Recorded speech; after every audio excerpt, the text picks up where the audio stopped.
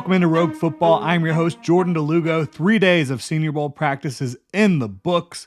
Fired up to get into our day 3 standouts here. Really appreciate y'all tuning in. If you enjoy the content, please like, subscribe, hit that notification bell. So, several players decided not to show up today, whether that was due to injury or different circumstances, I'm not sure. But Rasheen Ali, the running back out of Marshall, Bo Braid, Brennan Jackson, Malik Mustafa, Ricky Pearsall, Jackson Powers Johnson, Roman Wilson, Tyler Guyton, all absent after playing on day 2 of Senior Bowl practices. Looking at the national team practice, the first practice of the day, running through some names that stood out to me. Dylan Laub, he is a 3-down back for me out of New Hampshire. In my opinion, probably will be put in the box of a 3rd down back, but I think he has the size, the physicality, the overall game to really be an effective back at the next level. Maybe not your feature back, but certainly a guy who I think can contribute on all 3 downs and be a 1B at worst at the NFL level.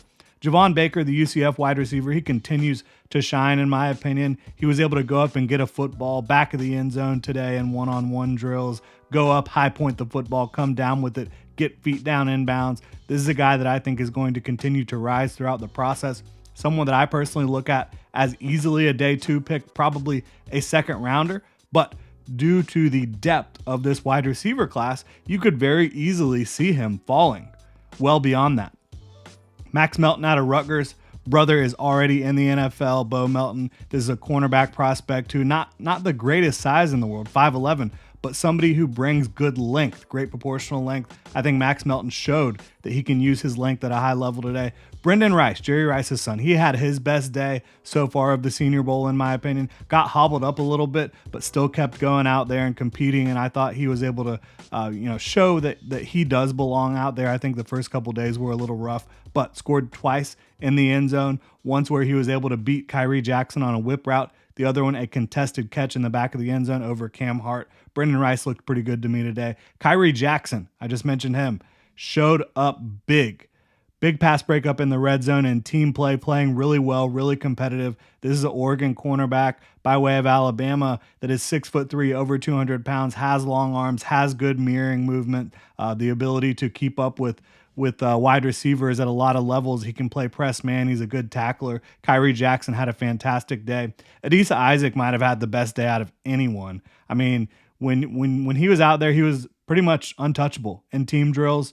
He was just skating past Kingsley Suamatia and Dominique Pooney, a guy that he has risen throughout this week. There's no question about it. I already had him as a day 2 prospect. I think now you're probably looking early day 2 at Adisa Isaac. I thought Troy running back, Kamani Vidal, kind of popped a few times for me. He can do a lot for you, can survive in pass pro, can catch the ball, can run the ball certainly. He's kind of that more stout, compact build at running back. Marshawn Lloyd continued to impress me.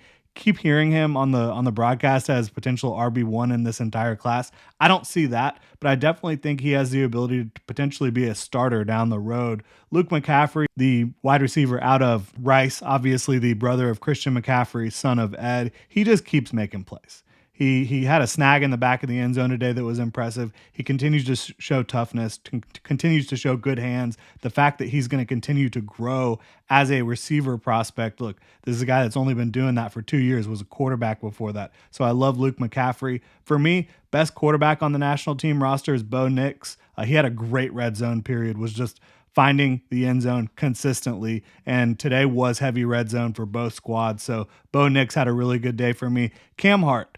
This is a guy that I don't think he's going to thrive in man coverage. Don't think he has the movement skills to do that, but he is a really good zone corner in my opinion, has great length, can really play well when he gets eyes in the backfield on the quarterback, and is able to read that way. So I think he's a great zone corner prospect for a team that wants a long playmaking corner that can be physical and tough in zone coverage. I think Cam Hart out of Notre Dame could make a lot of sense. Finally, Roger Rosengarten, he has been really good, the right tackle out of Washington, kind of the second fiddle to Washington's number 1 tackle in this class, which is obviously Troy Fautanu. But I think Rosengarten can be a starter in this league at right tackle, a guy that just doesn't lose a lot of reps, looks consistent, and shows good hand usage, shows good feet, marries up his feet and his hands well, has clean pass sets, just does a good job competing out there.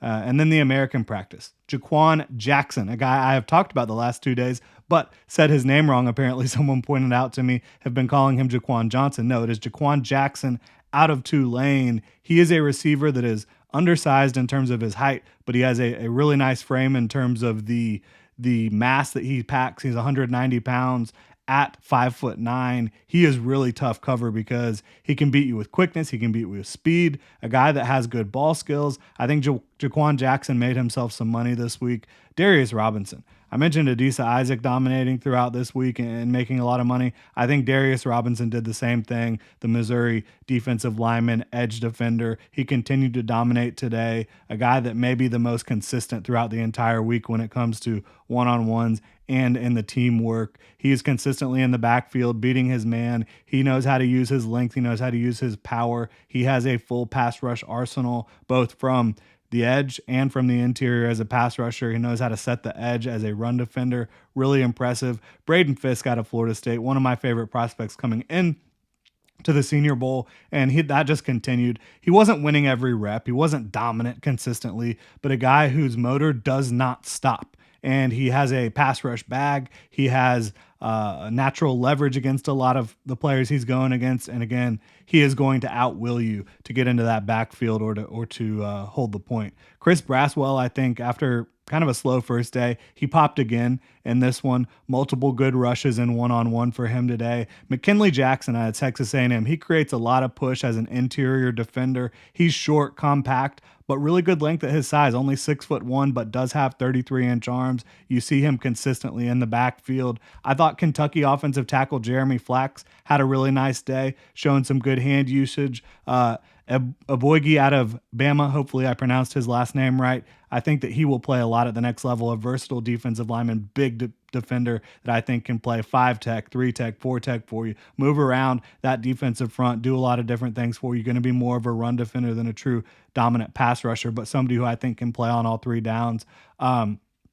Christian Jones out of Texas was solid again at tackle. Big, physical, great arm length, experienced football player. Dejun Edwards continued to bring it today. A really good back, undersized in terms of not going to be 210, 215 pounds, but he is over 200 pounds. He is short, diminutive. I think he could be a steal because he has contact balance. He has speed, quickness. I think he can do it all for you, be a very good complement, maybe even a starting running back in this league.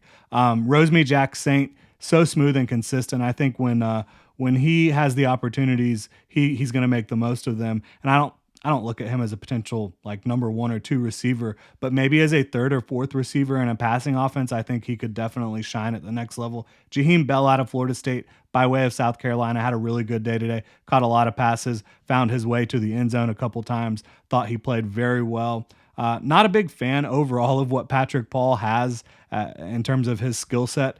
He's massive, right? We know that. Big, long arms, all that good stuff.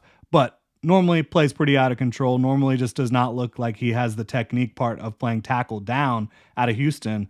But he showed some inside hands today. I thought this was his best day of practice. So maybe he's kind of moving in the right direction, trending in the right direction. And then my quarterback MVP for the American practice and for the week for the American team is Spencer Rattler out of South Carolina by way of Oklahoma. Rattler has really matured over the last couple years. You just see natural arm talent. You see the ability to put the football out there and make throws that I think a lot of other guys simply can't make, even at the NFL level right now. I think Spencer Rattler is a talent. I think when you look at him, as long as teams can feel that he has matured and he's going to come in and be a good locker room guy, a good leader, I think he has a chance to become a starter in the NFL one day with the talent that he brings to the field. He's never going to be the biggest or the strongest, but he has a superlative arm. He has adequate athleticism. So this is a guy that I think is going to come in and compete and potentially be able to find his way onto the field in the NFL. We'll see how it plays out, but really appreciate y'all tuning in for our Senior Bowl coverage. Senior Bowl practices are in the books. Obviously, the Senior Bowl game will be on Saturday, so you can check that out as well. Maybe we will take a look and see if there's any standouts from that one. But obviously, the practice week is the most important part of Senior Bowl week. But again, really appreciate y'all tuning into our coverage. If you enjoy the content, please like, subscribe, hit that notification bell. Y'all have a good one.